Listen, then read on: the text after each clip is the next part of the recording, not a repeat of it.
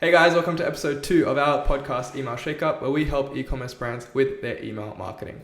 Now, Huss and I are the co-founders of an email marketing agency called Milkshake Media, based in Sydney, Australia, where we help e-commerce brands all across the globe scale their monthly revenue through email marketing alone. So in this episode, we're going to be going through the 4 core email automations to recover lost customers. Huss, you ready to go? Yeah, I'm ready to get into it. I know we have had a bit of a hiatus, but we both went on holidays to the States, but we are back, we're ready to go and ready to provide as much value to you guys as possible. Absolutely, it's been a while. We've had an awesome time off. We've had great new year. We're fresh, we're ready to get into it, and let's get started. So I guess before we get into the actual automations and the actual emails, I just want to go through the main reason you would want to automate these emails to recover your lost prospects, lost customers. Now, 7 out of 10 carts are actually abandoned on e-commerce brands. So wow. On average, this is an industry average. Some brands might have 90% abandoned customers. Some people might have 60 or 70. But the average is 70% of carts are abandoned. Now, imagine being able to recover at least a fraction of that back. That is a ton of revenue, an absolute ton of revenue that can just be recovered by setting up some simple automations in place. So we're going to go through the structure. We're going to go through all of them. Huss, if you want to go through the main ones that we're going to cover in this episode, and then we can get started. Yeah, sweet. So the 4 main abandoned flows that we're going to cover today is your abandoned checkout, your add to cart abandonment. Yeah, those 2 are different flows. Your browse abandonment and your site abandonment. So let's get straight into it. So the abandoned checkout is, one of the most valuable emails for any e-commerce brand to have running. They're an email or a sequence of emails sent to someone who has started the checkout process but has failed to complete their purchase. So pretty much if you're selling clothing, and you sell t-shirts, someone has hit add to cart, they've gone to the payment method and they've just bounced. This is when that email or the series of emails will get triggered. So usually there are 3 emails generally with this series. So the first email is just a general reminder email saying, hey, you left something in your cart, come back and complete your order. So this is a very simple email. Even design wise, we don't like to get too crazy because the entire purpose of this email is to just get the person, the prospect or the customer to just see, okay, these are the items that I was going to purchase, and I should go back and finish my order pretty much. So it's usually very simple, just has all the items listed there. They click it and it takes them straight back to the purchase page to complete their purchase. So it's a dynamic link basically. So if a customer has multiple, they'll get all the products in their cart, or if they've just added, depending on what product it is, that's the email that'll dynamically populate, correct? Yeah, for sure, yeah. So it's all dynamically populated, so you don't have to really do much yourself. So yeah, that is the first email pretty much. So then what we do is we kind of follow up with the second email, which has more of an added incentive for the customer. So if they haven't really opened the first email, or if they've opened the first email, kind of looked at it and then just bounced again, what we like to do is give a bit of an added incentive. So this can be in the form of a discount code. So this can be his 5% off, his 10% off, even his 20% off. Go ahead and go complete your purchase. So now that there's like a financial incentive behind this email does tend to convert a lot more customers this way.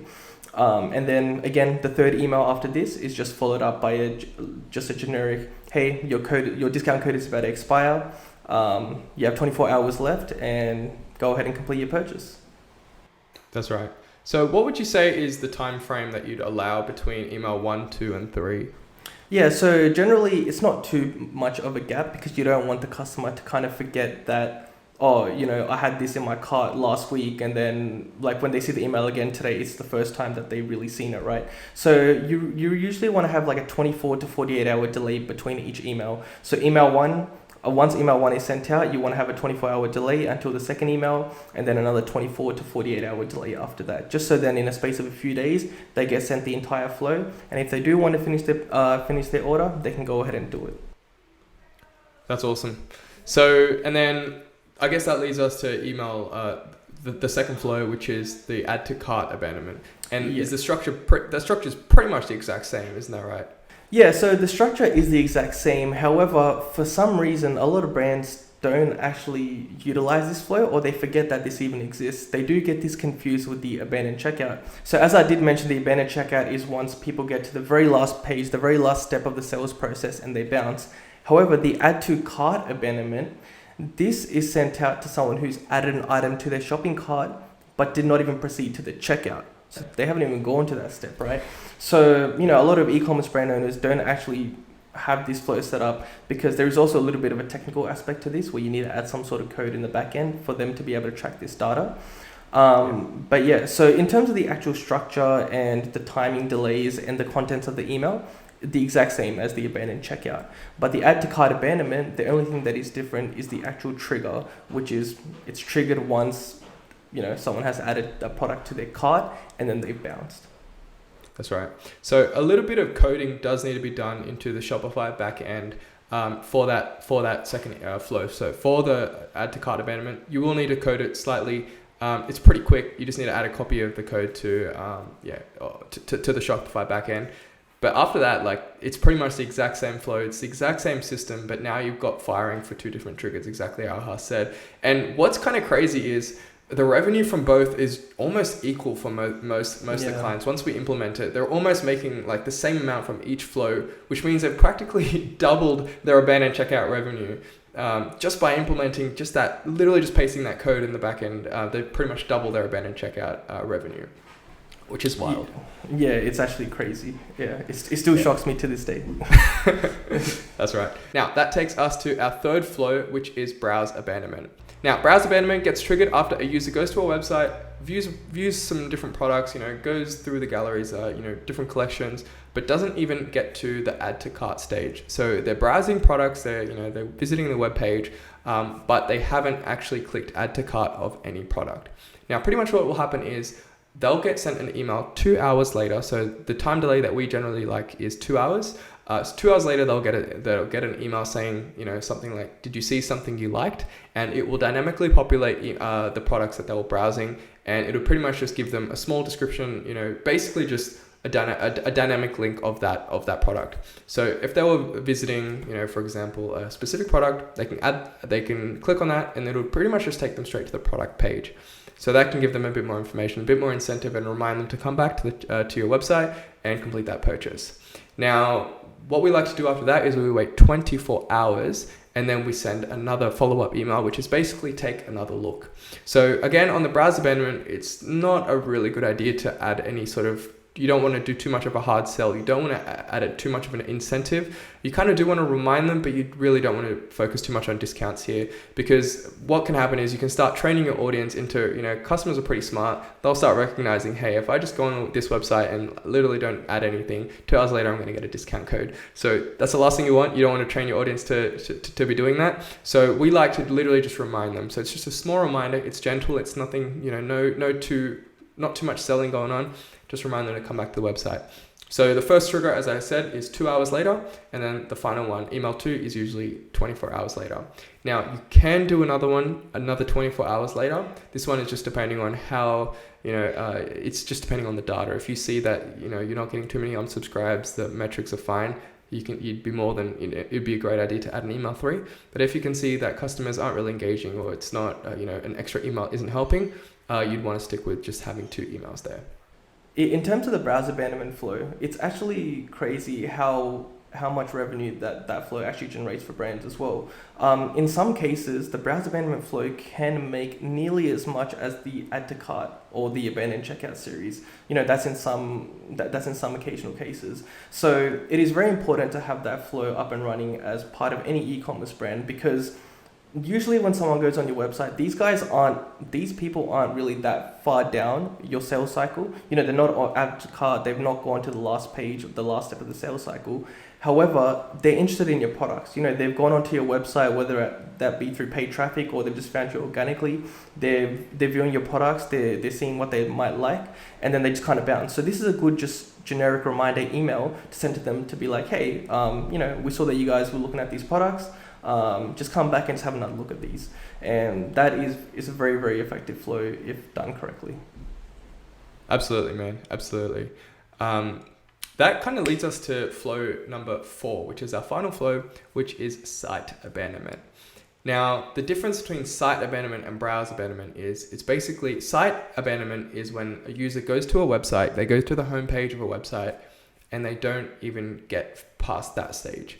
So now we're going even further up the funnel where, someone's gone to a website, but they kind of just stayed on the homepage and they didn't get anything past that. They didn't enter a single product page. They didn't enter and they certainly didn't add anything to their cart.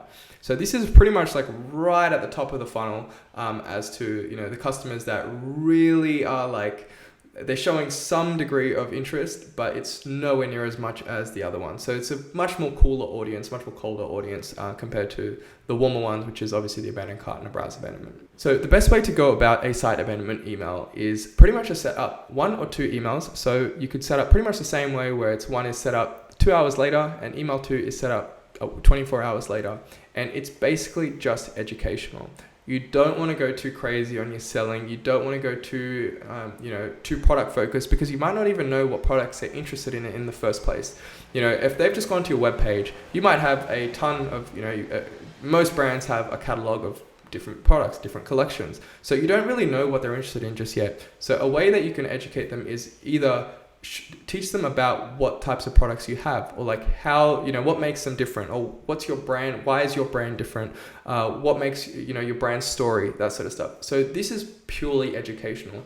The last thing you want to do is being like, on sale now, shop now, or, you certainly don't want your CTA to be like anything too salesy. So you just want to educate, you want to get them to be slightly more interested than what they are. So the best way to do that is give something that they'll actually find interesting. So they'll click on your website and then they'll browse more pages. And then based on their browsing, then the other flows can get triggered after that. So that's the best way to go about a site abandonment. Yeah, definitely. And with the site abandonment, as you did mention, these people are extremely new to your brand. Like majority of the time, these people have just opted into your email list. And, they may have just seen your homepage and then got distracted with something else, or they have to go somewhere and they just left. So they really know nothing about your brand, or they know very little about your brand. Just as an extra added side note, all of these emails will only get triggered if someone does sign up to your email list. So this won't be triggered if, someone just goes onto your homepage and then they leave, because you don't actually have that person's email address. So you just need to make sure that you have some sort of pop-up. So if they, they opt in and then they stay on your homepage and then they bounce. But yeah, just some added examples of what you can really include in a site abandonment email. You can even do something more educational along the lines of like a founder story, or something more about, the materials they use, the products that you have. So a founder story email could just be like your brand origins, or, like a letter from the founder saying, hey, this is what we stand for, these are all of our values, and this is the reason we started this brand. So when someone does receive this email, the first email that they receive from you isn't just pure salesy, pure pushing promotions. It's more educating them about your brand, and that is it's a much more smoother transition into your email marketing ecosystem than something like hey, here's 10% off, finish your order. That's right. That's absolutely right. Yeah, so I think that literally covers everything for our abandoned customer flows. So abandoned customer flows are so crucial, so crucial. Generally, your pre-purchase flows make up 40% of email marketing revenue. So they are extremely important to get right. And you will need to do a bit of testing with your offers, with your incentives, even with the timings. But it just goes to show how important these flows are to get right. So that pretty much wraps up today's episode. So just for a quick recap, we have abandoned cart, and we have add to cart abandonment, we have browse abandonment, and we have site abandonment. Now, if you just implement these 4 flows that we've talked about in today's episode, I think you will be ahead of the vast majority of e-commerce brands in today's market. Now, I think that pretty much wraps it up. So it was a much quicker episode today. We've got more content lined up. So, subscribe to this channel if you're new, like this video if it's been helpful for you. And thank you so much for watching. There'll be heaps more content coming soon, and we will see you guys in next week's episode. Thank you so much. See you later.